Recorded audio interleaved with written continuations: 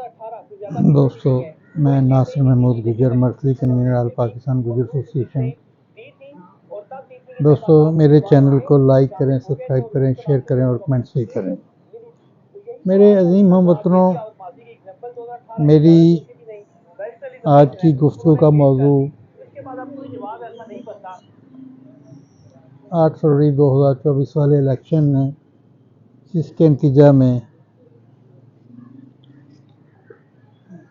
Punjab assembly के मुंतखब अरकान ने हलफ उठा लिया है, सिंध के असम्बली के अरकान ने हलफ उठा लिया और वज़ीर आला इलेक्ट हो गया है। पंजाब में मरियम नवाज़ सफदर वज़ीर आला पंजाब इलेक्ट हो चुकी हैं और आज KP असम्बली के अरकान का हलफ हुआ और अब इंशाअल्लाह 1-2 दिन में उसका भी वज़ीर आला मुंतखब हो जाएगा। मगर अफसोस का मकाम है कि मरकज़ी चीफ इलेक्शन कमिश्नर का रवैया जानबदारी की इंतहा को पहुंच चुका है और इसी तरह हमारी आला अदलिया का जानबदाराना रवैया भी अपनी इंतहा को पहुंच चुका है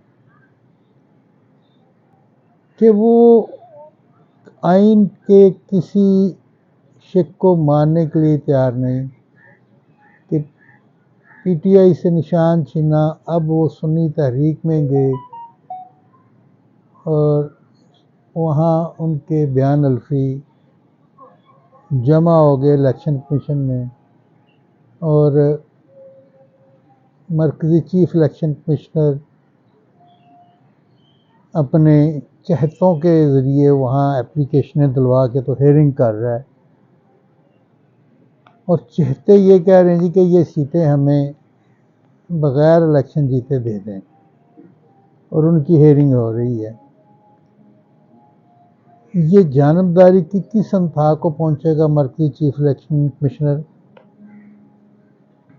कि अपने जारी करदा फार्म 45 को वो मानने के लिए तैयार नहीं है। फार्म 45 के तहत PTI के आज़ाद उम्मीदवारान का नोटिफिकेशन करने के लिए वो तैयार नहीं है। इससे ज़्यादा ओपन बातें क्या हो सकती हैं कि MKM ने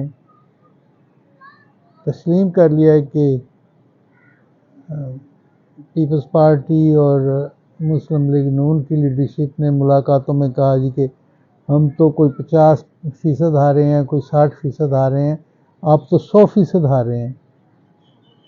इतनी ओपन बातें बाहर आने के बावजूद अदारे, एस्टेब्लिशमेंट, जुडिशरी, मरकज़ी चीफ इलेक्शन कमिश्नर ये कौम के दिए हुए वोटों पे डाका जनी से बाज नहीं आ रहे। ये मुल्क को कहाँ लेके जाना चाह रहे हैं, ये अभी तक इस चीज़ की भी समझ नहीं आई कि ये पाकिस्तान के साथ क्या करना चाह रहे हैं। ना ये अवाम के फ़ैसले को मानते हैं और ख़ुद से जितने भी फ़ैसले ये कर रहे हैं गैर आइनी, गैर कानूनी। अभी सदर को ये कह रहे हैं कि आपने अगर मरकज़ी असम्बली का इजलास न बनाया तो हम आप पे आर्टिकल 6 लगाएंगे। बंदा इनसे पूछे कि निगरान हुकूमतों पे, इलेक्शन कमीशन पे आर्टिकल 6 नहीं लगता। कहाँ लिखा है कि 90 दिन के बाद भी निगरान कायम रहें? तो ये आर्टिकल 6 तो इन पर लगना चाहिए था। जिन लोगों ने PTI पे केसेस किए, क्या उन लोगों में से किसी बंदे ने PTI का निशान छीन के किसी आज़ाद हैसियत में इलेक्शन कंटेस्ट कभी किया? अभी वो सुप्रीम कोर्ट में तो बड़े बढ़ चढ़ के बातें कर रहे थे। 14 लोग, ये हमारा हक मजरूह हुआ है कि हमने PTI के इलेक्शन कंटेस्ट करने थे। PTI के तो इलेक्शन कंटेस्ट करने थे, उनमें से किसी बंदे ने जनरल इलेक्शन भी कंटेस्ट किया, जो कि नहीं। क्योंकि वो तो प्लांटेड लोग हैं। प्लांटेड लोग जो करते हैं वो उन्होंने किया। तो ये अब मुल्क के साथ किस तरह का खिलवाड़ करना चाह रहे हैं ये समझ नहीं आ रही। कुछ कंपनियां पहले पाकिस्तान से बिज़नेस छोड़ के जा चुकी हैं और अभी मीडिया पे बातें चल रही हैं कि चाइना पाकिस्तान से अपनी बिज़नेस वाइंड अप कर रहा है।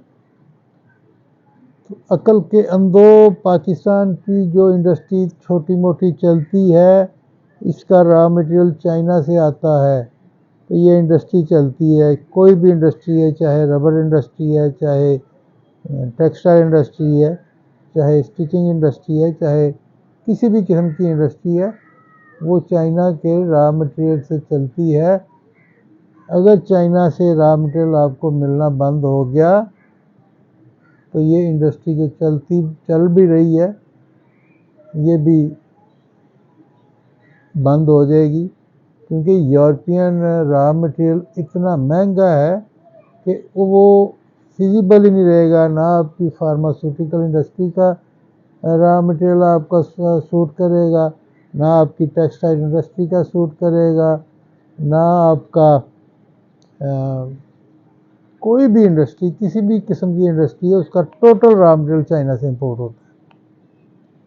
तो ये अकल के अंधे जो हैं फैसला करने वाले, ये मुल्क के साथ क्या करना चाह रहे हैं, कोई इनको समझाने वाला है तो इन्हें समझा दे कि मुल्क इन्होंने बर्बाद कर दिया। तो मेरी तो ये दुआ है कि अल्लाह ये जो भी हुकूमतें बने ये मुल्क के लिए बने, ना कि ये उन लोगों के लिए बने जिन्होंने ये सारा कुछ किया है। तो इसी के साथ मैं अपने इस व्लॉग में इजाज़त चाहूँगा। इस दुआ के साथ अल्लाह मेरे मुल्क की हिफाजत करना। अल्लाह।